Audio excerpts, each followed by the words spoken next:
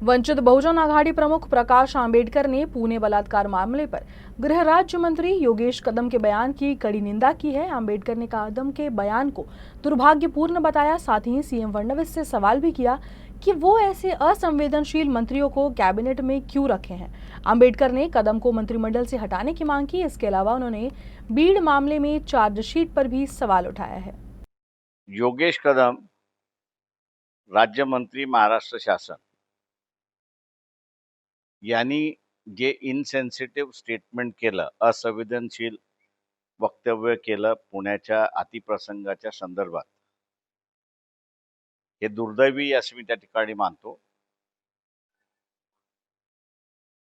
कुठल्याही घटनेवरती सामान्य माणूस हा शोक व्यक्त करतो, दिलगिरी व्यक्त करतो, परंतु मंत्रिपदावरती बसलेले मंत्री ज्यावेळेस अशा वक्तव्य करतात, त्यातून बळ पोलीस खात्यालाही मिळतो आणि आरोपीलाही मिळतो, अशी असणारी परिस्थिती आहे।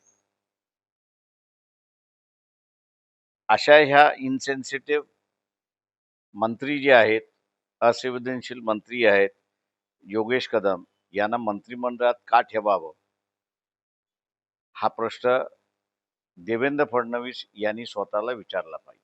1,500-2,000 पानाचं चार्जशीट ज्यावेळेस दाखल केल्या जाते, एव्हिडन्सच्या डॉक्युमेंट दाखल केल्या जातात, त्यामध्ये मी नीरव मोदीच्या संदर्भात असंच डॉक्युमेंट त्यांनी इंग्लंडच्या कोर्टामध्ये दाखल केलं होतं। त्यावेळेस भारतीय पोलिसांना त्या कोर्टाने झापलं होतं, तुम्ही असं पीएचडी करताय की इन्क्वायरी करताय। तेव्हा हे जे 1,500 पानाचं 2,000 पानाचं असणारं जे चार्जशीट आहे, ते पीएचडीचं डॉक्युमेंट आहे का, हा त्याच्यातला महत्वाचा भाग आहे। 18 मार्चला मुंबई हायकोर्टामध्ये 6 नंतर झालेल्या मतदानाच्या संदर्भात आणि त्याच्याच बरोबर झालेलं मतदान आणि मोजणी केलेलं मतदान हे जर जुळवत नसेल, तर या संदर्भातल्या गाईडलाईन्स ज्या आहेत ते इलेक्शन कमिशननी काढलेल्या आहेत।